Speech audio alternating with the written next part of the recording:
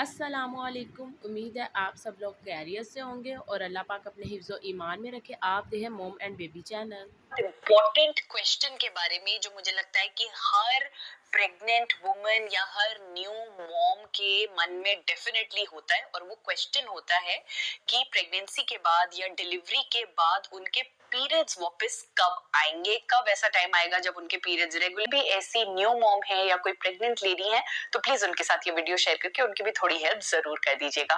तो हम सब जानते हैं कि ड्यूरिंग द प्रेगनेंसी पीरियड, जो आपका पूरी प्रेगनेंसी होती है, उसमें आपके जो पीरियड्स हैं वो कंप्लीटली स्टॉप हो जाते हैं।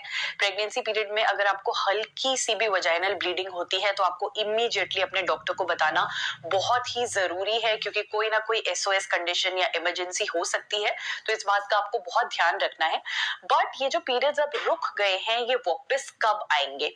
काफी लोग होते हैं जो थोड़ा सा इसको लेके कंफ्यूज हो जाते हैं, क्योंकि होता क्या है कि जब आपकी डिलीवरी होती है तो डिलीवरी के बाद काफी ज्यादा ब्लीडिंग होती है, वो ब्लीडिंग काफी दिनों तक चलती भी रहती है, और हमें ऐसे लगता है कि मतलब ब्लीडिंग स्टार्ट हो गई है, इसका मतलब है कि हमारे पीरियड्स वापस आ गए हैं, और फिर अगले महीने हम एक्सपेक्ट करने लग जाते हैं कि अब हमारे पीरियड्स वापस फिर से स्टार्ट हो जाएंगे। और जब नहीं आते तो हमें टेंशन हो जाती है कि अभी तो इतनी ब्लीडिंग हो रही थी, एकदम से अब फिर से मेरे पीरियड्स क्यों नहीं आ रहे हैं, और उसी डर की वजह से, उसी टेंशन की वजह से हम फिर भागते हैं डॉक्टर के पास। तो बहुत जरूरी है इस पूरी जर्नी को अच्छी तरह से समझना, और वो क्लैरिटी मैं आपको इस वीडियो में दूंगी। तो सबसे पहले, जैसे मैंने बताया कि पूरी प्रेगनेंसी के दौरान आपके पीरियड्स कंप्लीटली स्टॉप हो जाते हैं। जब आपकी डिलीवरी होती है तो आपकी डिलीवरी के बाद आपको ब्लीडिंग स्टार्ट होती है। शुरू के कुछ दिन बहुत हैवी ब्लीडिंग होती है, काफी ज्यादा आप ब्लीड करते हो, बहुत ज्यादा ब्लड निकलता है, काफी हैवी हैवी क्लॉट्स भी निकलते हैं, आपको ऐसे लगेगा कि मतलब बिल्कुल मोटे मोटे क्लॉट्स निकल रहे हैं।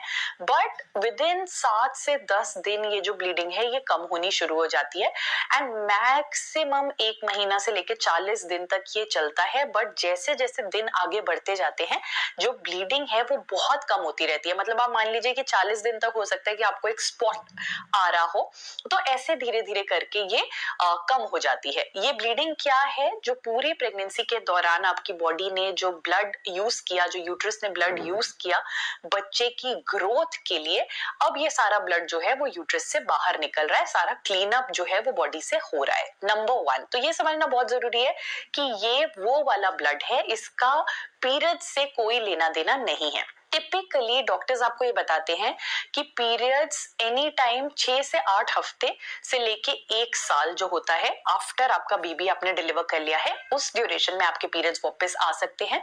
तो 1 साल तक आप आराम से बैठ सकते हो, आराम से वेट कर सकते हो। अगर आपके पीरियड्स इस टाइम पे किसी भी टाइम वापस आ जाते हैं तो ठीक है।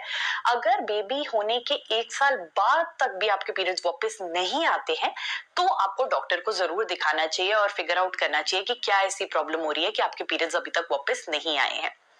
रिसर्च के हिसाब से देखें, ऑल्दो ये चीज बॉडी टू बॉडी डिपेंड करती है, हर वुमन की बॉडी अलग होती है, बट अगर रिसर्च के हिसाब से देखें तो पीरियड्स का जो वापसी है उसका लिंक किया गया है ब्रेस्ट फीडिंग से। तो ऐसा बताया गया है कि जितना ज्यादा आप एक वुमन ब्रेस्ट फीड कराती है उतना ही उसका जो पीरियड है वो लेट आता है। एंड ऐसा भी होता है कि आप बहुत ज्यादा मतलब प्रॉपर एक्सक्लूसिव ब्रेस्ट फीडिंग करा रहे हो, जहां पे आप हर 3 से 4 घंटे में बच्चे को फीड करा रहे हो, तो होता क्या है कि आपके पीरियड्स 10-10 महीने बाद, 8-8 महीने बाद, 6 महीने बाद, मतलब काफी लेट हो जाते हैं compare to a new mom जो जिस किसी भी रीजन से उसका ब्रेस्ट मिल्क नहीं आया और उसे सीधा फॉर्मूला पे बेबी को रखना पड़ रहा है, तो उसके पीरियड्स काफी जल्दी आ जाते हैं। या फिर अगर आप एक कंबाइंड फीडिंग कर रहे हो कि ब्रेस्ट मिल्क देते हो और फॉर्मूला का कॉम्बिनेशन कर रहे हो, तो भी आपके पीरियड्स जो है वो थोड़ा जल्दी आ जाते हैं। बट अगेन मैं ये बोलूंगी कि ये बॉडी टू बॉडी डिपेंड करता है, मेजॉरिटी केसेस में ऐसा पाया गया है, इसीलिए ये लिंक जो है वो क्रिएट किया गया है। तो अब मैं आपसे अपना एक्सपीरियंस शेयर करती हूँ। मेरी एक नॉर्मल डिलीवरी हुई थी। डिलीवरी होने के इमीडिएटली बाद मुझे काफी ब्लीडिंग हुई थी, 7 दिन तक मुझे काफी हैवी ब्लीडिंग रही थी, जिसमें मुझे काफी क्लॉटिंग भी होती थी, और उसके बाद धीरे धीरे मेरी वो जो ब्लीडिंग थी वो बिल्कुल कम हो गई, एंड मैक्स आई थिंक 1 महीने तक बिल्कुल ही खत्म हो गई थी। उसके बाद मेरे जो पीरियड्स हैं वो वापस आए थे जब कबीर ने 6 मंथ्स कंप्लीट कर लिए थे। मुझे आज भी याद है उसके अन्नप्राशन का टाइम था और उसी टाइम पे मेरे पीरियड्स वापस आए थे। एंड मैं कबीर को काफी एक्सक्लूसिव ब्रेस्ट फीडिंग कराती थी। स्टार्टिंग में तो मैं बिल्कुल से ब्रेस्ट फीड ही देती थी। बीच में मेरा मिल्क सप्लाई थोड़ा कम हो गया और जब मैं ये इलेक्ट्रॉनिक ग्रैन्यूल वगैरह ट्राई कर रही थी अपना सप्लाई बढ़ाने के लिए, तो मैं उसे 1-2 फीड फॉर्मूला दे देती थी। बट उसके बाद जब मेरी सप्लाई बिल्कुल ठीक हो गई तो मैं ब्रेस्ट पंप यूज करके अपना ही मिल्क निकाल के उसको दे देती थी। But over a period of time धीरे धीरे क्या होता है कि आपकी जो सप्लाई है वो वुमन टू वुमन डिपेंड करता है कि वो कम भी हो जाती है। तो 6 महीने बाद मेरा जो पीरियड्स है वो रिटर्न हो गया था। That's number 1। सेकेंड बात ये है कि जब मेरे पीरियड्स आ भी गए उसके बाद भी क्या होता था कि मंथली मेरे पीरियड्स डेफिनेटली आ तो रहे थे। हाउएवर जो एक पहले जिस तरह से मेरे पीरियड्स आते थे बिफोर कंसीविंग, प्रेग्नेंट होने से पहले, उसके कंपैरिजन में ये बहुत चेंज हो गया था। जैसे अगर मान लीजिए पहले अगर मेरी साइकिल 5 दिन होती थी तो अब मेरी साइकिल 3 दिन हो गई थी। पहले अगर मुझे हैवी ब्लीडिंग होती थी तो अब मुझे उतनी हैवी ब्लीडिंग नहीं हो रही थी और मेरी ब्लीडिंग भी काफी कम हो गई थी। और इसके डिफरेंट रीजंस हो सकते हैं, इसमें एब्सोल्युटली कोई प्रॉब्लम नहीं है। बट मेरे जो पीरियड्स की फ्रीक्वेंसी थी वो सारी रेगुलर थी।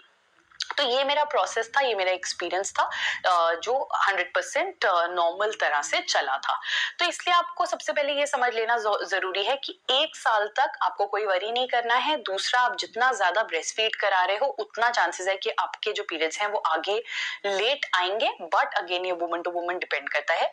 तीसरा, पीरियड्स आने के बाद भी आपको डरना नहीं है कि ये क्यों हो रहा है कि मेरे पीरियड्स जैसे प्रेग्नेंट होने से पहले आते थे, जिस तरीके से आते थे वो उस तरीके से नहीं आ रहे हैं। आपकी body has gone through a lot. Child birth जो है बिल्कुल आसान नहीं होता है, काफी लोड पड़ता है आपके यूट्रस पे। तो और हार्मोनल चेंजेस काफी ज्यादा होते हैं, इसीलिए आप अपने पीरियड्स में भी काफी चेंजेस देखोगे। तो इसमें घबराने की कोई बात नहीं है।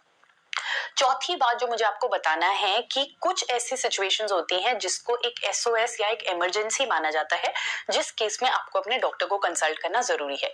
जैसे मान लीजिए कि अगर आपके पीरियड्स वापस आ गए हैं बट आपको बहुत हैवी ब्लीडिंग हो रही है, मतलब हर 1 घंटे में आपको पैड चेंज करने की जरूरत पड़ रही है, नंबर 1 आपको डॉक्टर को बताना चाहिए। नंबर 2, अगर पीरियड्स के वापस आने के साथ आपको जैसे एक होता है ना कपकपी सी फील होती है, या आपको साथ में बुखार आ रहा है, या आपको वीकनेस हो रही है, या आपको जैसे चक्कर, या एकदम मतलब जैसे आपको लग रहा है कि आप गिर जाओगे, इतना ज्यादा हो रहा है, इसका मतलब आपकी बॉडी में कहीं ना कहीं ब्लड लॉस काफी ज्यादा हो रहा है, वो भी आपको डॉक्टर को मेंशन करना चाहिए।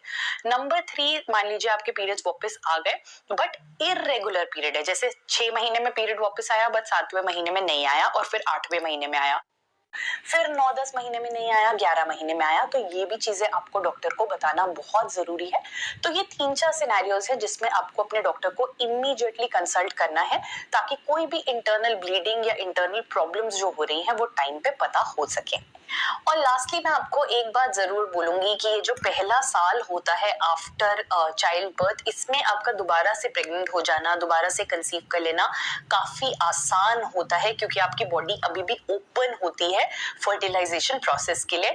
इसीलिए प्लीज ध्यान रखिए कि इस टाइम पे आप प्रॉपर सेफ्टी मेंटेन करें। अगर आप इस टाइम पे सेकेंड बेबी नहीं चाहते हैं, आइडियली मुझसे काफी पेरेंट्स पूछते हैं कि एक बेबी और दूसरे बेबी में कितना गैप होना चाहिए। ऑल्दो मैं बिलीव करती हूँ कि एक पर्सनल चॉइस है, बट अगर आप एक मदर की बॉडी के पर्सपेक्टिव से इस चीज को देखें तो कम से कम 1.5 साल का गैप होना मतलब मिनिमम ठीक रहता है। आप उस गैप को डेफिनेटली बढ़ा भी सकते हैं, बिकॉज एक मदर की बॉडी को काफी टाइम लगता है टोटली रिकवर करने में, और अगर एक मदर प्रॉपरली रिकवर नहीं कर पाएगी तो सेकेंड बेबी के लिए वो अनफेयर है, क्योंकि उसको फिर प्रॉपर हेल्थ, प्रॉपर न्यूट्रिशन और प्रॉपर जैसे बोलते हैं ना ध्यान नहीं मिल सकता है, बिकॉज मदर ने पहले ही बर्थ से प्रॉपरली रिकवर नहीं किया है। सो ये एक बहुत इंपॉर्टेंट चीज है जो आपको जानना जरूरी है। इसके अलावा अगर आपके कोई भी डाउट्स हैं तो आप अपने डॉक्टर से मिलिए, अपने गायनोकोलॉजिस्ट से मिलिए, और उनसे डेफिनेटली आप ये डिस्कस कर। वीडियो पसंद आए तो चैनल को लाइक एंड सब्सक्राइब ज़रूर करें और अपना एक्सपीरियंस भी शेयर करें।